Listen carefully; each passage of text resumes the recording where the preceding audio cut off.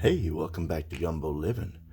I'm going to show you how to cut that fish up that we made in the sushi episode a little while ago, just because I left that part out because I had already done it before. But now that I got a fresh piece of beautiful salmon, look how pretty that is, we're going to show you how to clean this off. First, let's talk a little bit about viruses. So since everybody's talking about them now, when you start getting higher up in the food service industry, you kind of can become an expert because you have to learn how not to kill people with bad food and how to handle viruses. One thing you learn is that there are a lot of different ways to cook, and everything you eat almost is actually cooked. Very few things are raw besides vegetables. We're talking about meat here. There are different methods to cook. One is heat. One is freezing. One is salt. One is vinegar or lemon juice or alcohol. There's all different ways to cook. And what it basically means to cook is to take the viruses that are in this meat and make them form a chrysalis. And what that chrysalis is a little shell that the viruses coat themselves in to protect themselves. They found viruses that they have woken up after millions of years back with the dinosaurs. That's where that movie is based off of, with the dinosaurs waking up, because viruses really never die. They just go into protective mode. So when you freeze your sushi fish at -8 degrees, which is what they do to every piece of sushi you've ever eaten, they make that virus form a chrysalis. Now, if we were just to take this fish and lay it out on this counter, that chrysalis would sense that it's in a good medium and it's time to wake up, and it'd start destroying that fish, and then you'd eat it and it'd destroy you too. But what happens is, before that chrysalis has a chance to wake up, we're going to cut this fish up and we're going to eat it. And that chrysalis also doesn't sense the signal of a good medium once it goes in your mouth or in your digestive juices or into your intestines, because those aren't very favorable places, and you end up shooting them out before they ever wake up. So that's how sushi works. Another thing they do is your sushi is randomly tested under a microscope for bacteria and viruses. So U.S. has a very good fish supply, so that's a great thing for now. They don't do such a good job with mercury, but that's another story for another day. So let's open this up and get started cleaning this fish. This is what you get when you get a fillet. If you get a whole fish, if you were to ever have the chance to buy a whole fish, it's very easy to clean this fillet. What this is the tail. Okay, there's little parts of the tail, of course, big parts of the head, and this is one side of a fish. So you take your knife and you cut right down there against all those bones. Those are the little rib bones, like your bones. They stick out in an arc, and you cut right through them because they're very tiny. And that's what this line is, all down this fish down the middle. That's where that rib cage was, okay? And so a person with some forceps, which you should buy because they're a very useful tool. I have them in 8 different sizes, including a 2-foot long set of forceps, my favorite. But like right now, I can feel that they missed one of those bones in there. I'm gonna run and get my forceps so I can show you what that bone looks like.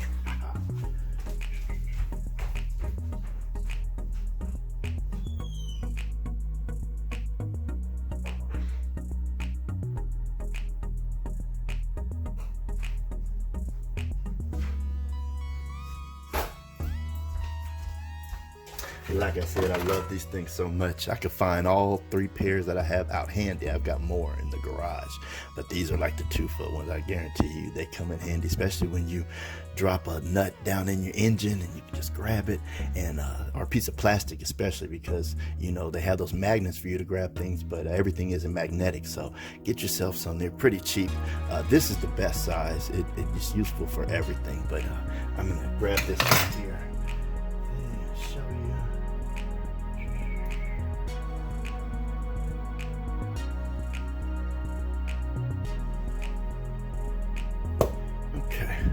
So this is what people, spend their time, it's like 100 of them, and they pick them all out for you by the time you get it.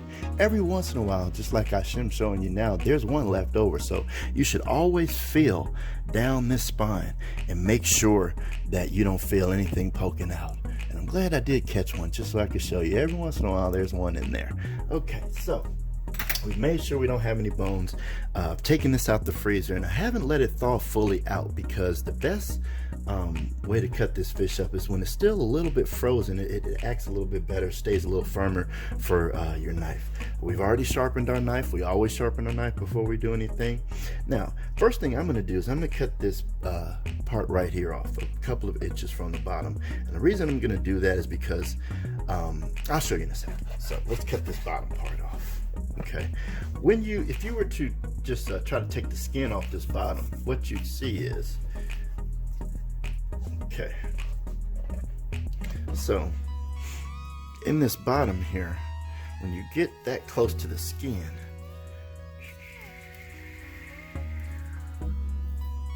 you'll notice a brown part in there, and it's so close to the meat up here that for sushi flavor, it's okay. I mean, it's a little bit fishy though, so I usually cut that part out and I save that for my stock pot. So we'll throw this over to the side for our stock pot. Also, this piece right here is very thin, and it's still delicious, nothing wrong with it, but again, I'm going to use that for stock because I want fish in my stock, and this is a good piece to go ahead and use for that, because it's so thin it actually messes up when you're trying to roll your sushi. You want some even pieces so that your sushi is even. So I'm going to take my knife and I'm going to run it down here, and I'm going to take that piece off. Actually, I'm going to come a little bit closer there and then kind of angle away. I want the fat pieces. I want the piece that's thick here. Okay, so now that I've got it in this form, you see this little side right here, that white part, that's not that great to eat either. So let's cut that off. And you're just cutting a very thin piece of that off. So let's do that.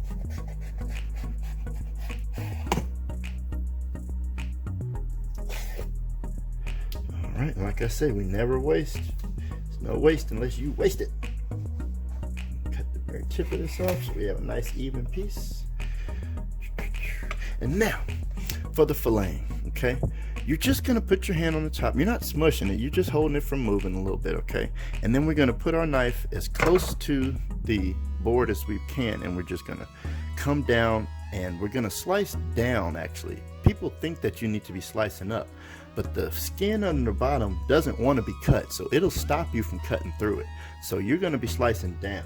Okay, so just remember that as we're going through, not up but down. And we're going to try to make sure that we get our the corner of each side when we start, because if you don't, you end up not getting underneath that skin. All right, now we're underneath the skin, and we can start sliding our knife.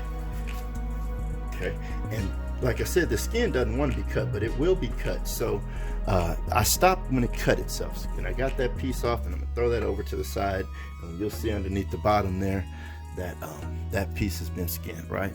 So we'll continue to do that all the way down there. We'll stop, but we'll start where we stopped, and we'll keep going. Actually, I'm gonna turn it back around so you can grab.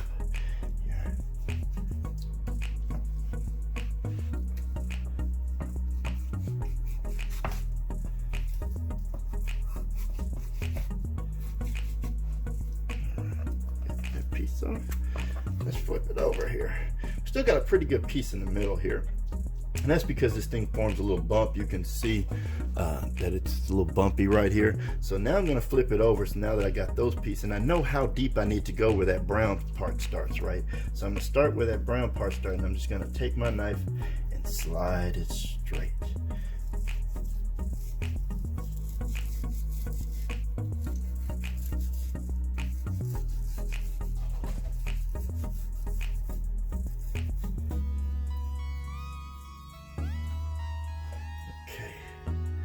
All right, we still got a little few pieces here that we want to get off, right? So let's get that. And we're just keeping our knife nice and flat.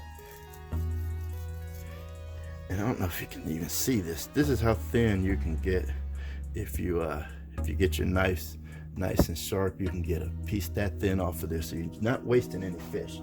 Now, not any of the good parts. All this parts going to the stock. Going to the stock. Yeah. I love my stocks. That is the key to my keto diet.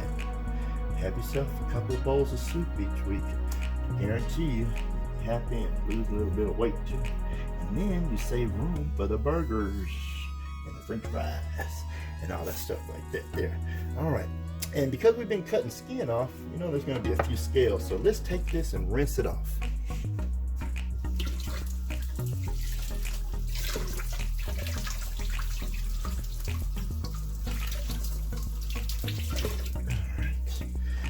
Towel and just give this a wipe, get all any scales out the way there.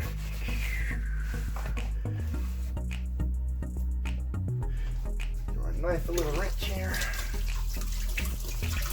We don't want no sticking scales in our sushi.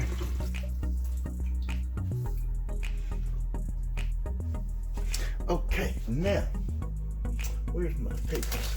So you got your sushi papers out, right? So you're gonna cut yourself a couple of pieces. Try to get the size of the length of the width of the paper side, the shorter side.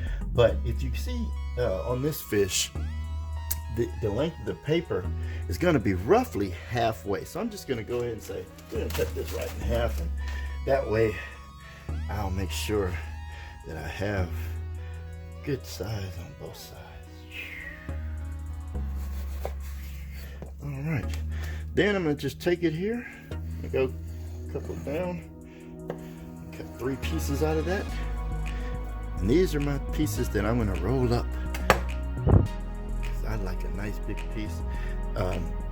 When you end up cutting the sushi up, it's gonna end up this thick. So this is the size piece that you will be eating, right? And it's gonna be surrounded by my quinoa. And you can do rice, but take it easy with the rice. But if you're going up for it every once in a while, I still have rice. I've got some over there. This is the size piece you're going to be eating. If you like a smaller piece in your sushi, of course you can cut it a little bit smaller. All right. Okay, guys, I'm about to roll up some sushi. I've already videotaped that, so go find that video and enjoy. Thanks again for stopping by Gumbo Living.